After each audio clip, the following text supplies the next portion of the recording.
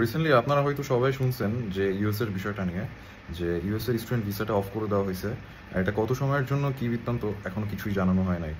তার থেকে মজার বিষয় কি, যে আপনাদের বর্তমানে আমাদের দেশ থেকে যারা অলরেডি ইউএসএ তে আছে তাদের গণহারে ডিপোর্ট করে দেওয়া হচ্ছে।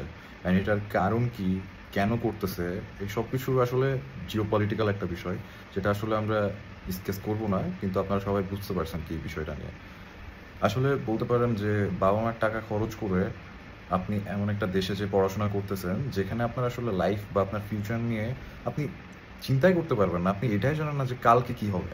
এমন হতে পারে কালকে আপনাকে হুট করে কোনো একটা কারণ দেখায় ডিপোর্ট করে দিতেছে। সো আপনি আপনার লাইফের ক্যারিয়ার, যে আপনাদের হায়ার স্টাডিজ এর জন্য যেই দেশে আপনারা যান না কেন, চুজ দ্যাট কান্ট্রি ওয়াইজলি। আপনারা ভালো মতো রিসার্চ করেন। অনলাইনে অনেক কিছু আছে, অনেক ডিটেইলস আছে। সবকিছু রিসার্চ করে সেই দেশটার জন্য তারপর এপ্লাই করেন।